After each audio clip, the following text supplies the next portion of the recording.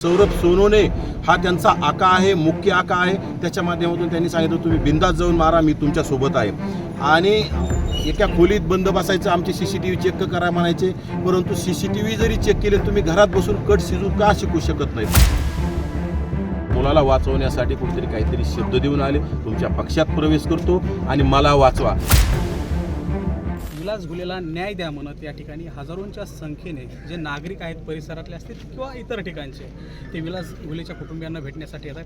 OBC आंदोलक नवनाथ वाघमारे माझ्यासोबत आहेत. काय सांगाल, आत्ताच नुकतीच भेट तुम्ही घेतली रमेश घुले यांची, एकूणच काय सांत्वनपूर्वक भेट दिली, काय भावना आहेत त्यांच्या आणि तुमची काय? कुठल्याही कुटुंबातला करता धरता व्यक्ती गेल्याच्या नंतर ते कुटुंब उन्हात पडतं, वाऱ्यावर सोडलं जातं. त्या कुटुंबाच्या काय भावना असणार? अतिशय दुःखात असणारं कुटुंब आहे. परंतु विलास घुले यांना न्याय देण्याऐवजी कुठंतरी पोलीस प्रशासनाकडून वेगळेच कुठंतरी कोणाच्या दबावापोटी जाऊन न्यायाऐवजी अन्याय करण्याचं काम सातत्यानं पाहायला दिसतं आहे. कारण की यामध्ये पुरवणी जबाबामध्ये ज्या माणसाचं नाव आपण दिलेलं आहे त्याला अद्याप अटक केली नाही आणि त्या माणसाचा पूर्ण या भागामध्ये याच्यामध्ये कटामध्ये सहभाग आहे. जो माने नावाचा आमचा ST समाजाचा तरुण, त्याला मारायला माणसं पाठवली होती. त्याच्यामध्ये बजरंग सोनवणेच्या मुलांनी सर्रास माणसं पाठवून, गुंड पाठवून, कारखान्याचे कर्मचारी पाठवून, विशेषतः त्या 8 नंबरचा आरोपी कारखान्याचा गोडाऊन किपर आहे, अशा लोकांना पाठवून तो ST समाजाच्या तरुणांना संपवण्याचा त्यांनी कट केला. म्हणजे हा कट पूर्वनियोजित होता. त्याच्यामध्ये सौरभ सोनोने हा त्यांचा आका आहे, मुख्य आका आहे. त्याच्या माध्यमातून त्यांनी सांगितलं तुम्ही बिंदास जाऊन मारा, मी तुमच्या सोबत आहे. आणि एका खोलीत बंद बसायचं, आमचे CCTV चेक करा म्हणायचे. परंतु CCTV जरी चेक केले तुम्ही घरात बसून कट शिजू का शिकू शकत नाहीत? कट शिजवणं कोणाला कुठंही बसून शिजवता येतो. त्याप्रमाणे यांनी कट शिजवला, त्या मानेंना संपवण्याचा कट शिजवला. परंतु मानेंना मारत असताना विलास घुलेंना क्यू आली, आपल्या हॉटेलसमोर कोणीतरी कुणाला मारतंय आणि निर्गुणपणे मारण्याचा प्रयत्न दिसतोय. म्हणून मोठ्या मनाचा विलास घुले तिथं सोडवण्यासाठी गेल्याच्या नंतर विलास घुलेंना संपवण्याचं त्या गुंडांनी काम केलंय. आणि ते गुंड पूर्ण बजरंग सोनवणेशी निगडीत आहेत, बजरंग सोनवणेच्या कारखान्याशी निगडीत आहेत, बजरंग सोनवणेच्या मुलाच्या संबंधातले दररोजच्या. कारण त्यांना फरार व्हायला सुद्धा कारखान्याच्या MDने कारखान्याची गाडी पाठवण्याचं काम केलं. मग आरोपींना फरार होण्यासाठी एवढी तत्परता का कारखान्याला लागली, कारखान्याच्या MDला का लागली? आणि पुन्हा पोलीस प्रशासनाला बजरंग सोनवणेचा मुलगा फोन करतो. या भागाचे पोलीस निरीक्षक उनवणे नावाचा जो माणूस, याची बदली झालेली होती, या माणूस बीडला पाठवण्याचं काम केलं होतं. जिल्ह्यातील सर्व पोलीस निरीक्षकांच्या बदल्या झाल्या. त्यामध्ये इथं दुसरं कोणीतरी ह्या केज पोलीस स्टेशनला आलं होतं आणि यांची बदली तिकडे गेली होती. परंतु बजरंग सोनवणे जाणीवपूर्वक तिथं प्रेशर करून, त्या जिल्हा पोलीस अधीक्षकांना प्रेशर करून त्या उनवणेला इथं ठेवण्याचं काम केलं. आणि तोच उनवणे 4 दिवस प्रेत ताब्यात म्हणजे घेतलं नाही. 3-4 दिवस त्या प्रेताची अवहेलना झाली. तोपर्यंत आरोपींना पकडण्यात अपयशी ठरला आणि तोच उनवणे प्रेत शेवटच्या दिवशी, ज्या दिवशी त्यांची अंत्यसंस्कार केले, त्या दिवशी पोलीस स्टेशनमध्ये प्रेत आणल्याच्या नंतर तो उनवणे नावाचा पोलीस निरीक्षक बाहेर जाऊन सातत्यानं 3-3, 4-4 वेळा बाहेर जाऊन कोणाशी फोनवर बोलत होता, दातं काढून हसून कोणाशी बोलत होता.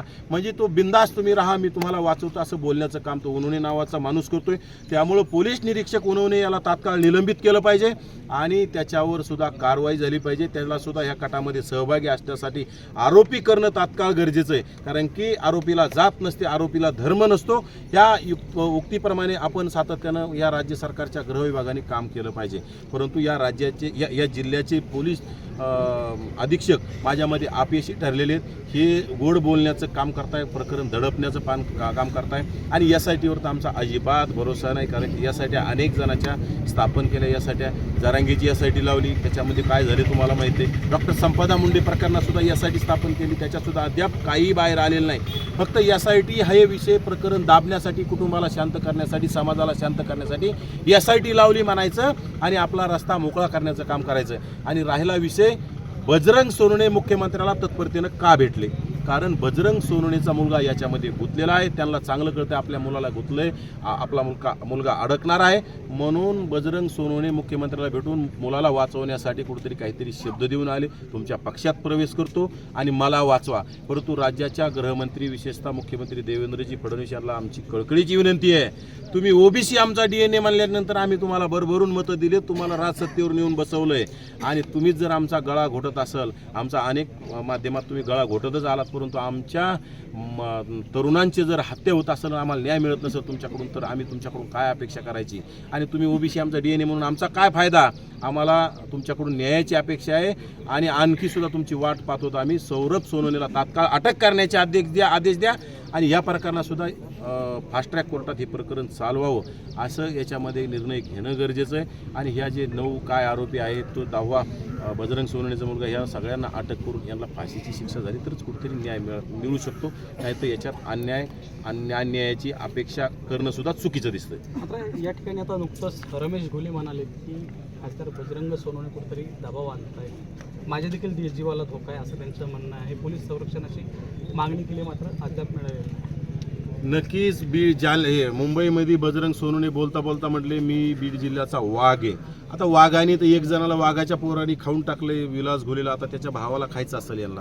म्हणजे वाघ मानायचं आणि लोकांच्या हत्या करायच्या, वाघ मानायचं, दादागिरी गुंडगिरी करायची. याच्यामध्ये यामुळं बजरंग सोनवणेचा तात्काळ राजीनामा घेतला पाहिजे तरच याच्यामध्ये निष्पक्षपाती चौकशी होऊ शकते.